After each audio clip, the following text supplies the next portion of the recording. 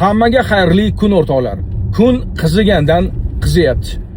Kuni kecha ijtimoiy tarmoqlarda favqulodda vaziyatlar vazirligi tomonidan MCS deymiz. Odamlarni uyma-uy yurib, karnay orqali diqqat.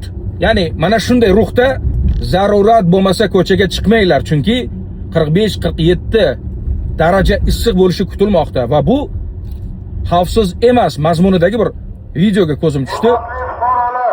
Yangiyo'l tumani favqulodda vaziyatlar bo'limi ogohlantiradi. Joriy yilning 13-iyul kunidan 17-iyul kuniga qadar havo harorati 44 gradusdan 16 gradusgacha ko'tarilishi kutilmoqda.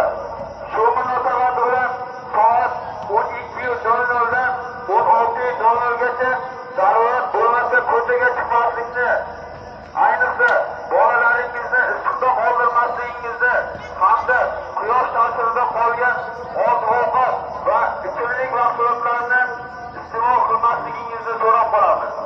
O'zingiz va yaqinlaringizni salomatligini asrang. Sizlarga respekt, sizlarga rahmat aslida. Odamlarni mana shunday ogohlantirganingiz uchun, ammo bunday ogohlantirish bilan chiqishi kerak bo'lgan qolgan tashkilotlar qani? Qayerdasizlar?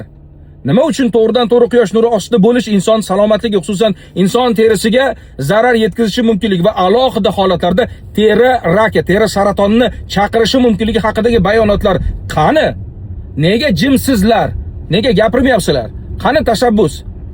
Qani mavsumiy, ya'ni arzonlashtirilgan yoki mutlaqo ma'lum bir oylar davomida tekin bo'lish kerak bo'lgan tonirovka borasidagi tashabbus qani?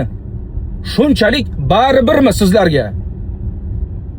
Yo yalinishimiz kerakmi? Tiz cho'kib yalinishimiz kerakmi? Ozgina qulaylik yaratib beringlar deb. Mana bu kamarni taqmaganligim uchun jarimaga tortishadi. Sabab nima uchun jarimaga tortasiz? Sababi favqulodda holatlardagi yo'l transport hodisasi yuz bergan vaqti bu xavfsizlik kamari seni va yoningdagi odamni jonini saqlab qolishi mumkin degan nazariya bilan katta ehtimol bilan ilgari qadam tashlashadi. Ammo nima uchun xavfsizligim uchun xizmat qiladigan boshqa bir faktor, ya'ni oyna misolida men iltimos qilib yalinishim kerak sizlarga. Iltimos ruxsat beringlar deb. Bu nima absurd, bu nima zaмкнутый kruг.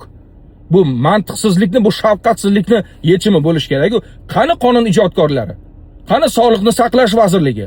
Qani men haqimda qayg'urayotgan yoki qayg'urishi shart bo'lgan deputatlar qayerdasizlar? Ahamiyati yo'q ayrim masalalarda juda ham katta muhokamalar o'tkaziladi, ammo mana bunday haydovchilar hamjamiyati uchun xizmat qiladigan qonun loyihalari nima uchundir qayerdadir mudrab yotadi. Xuddi ayrim deputatlarimiz yoki ayrim qonun tashabbuskorlarimizga o'xshar. Uxlamanglar. To'ydan keyingi xinani bir joyinga qo'y deyshadi.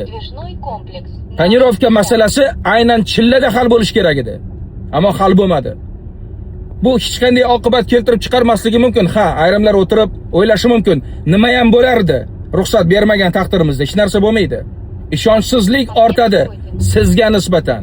Shu masalani muhokama qilib yetishingiz kerak bo'lgan shaxs sifatida yoki bir organ sifatida sizga nisbatan ishonchsizlik paydo bo'ladi. Shu bor yo'g'i. Bundan qo'rqmasangiz xuddi shu ruhda davom etaveringlar. Kuninglar yaxshi o'tsin. Yo'lda harakatlanayotgan haydovchilarga salomatlik tilab qolaman. O'zimizni o'zimiz imkon qadar saqlashga harakat qilamiz. Boshqa yordam bo'lmaydi. Yoki bo'lmasa kerak, yana bilmadim.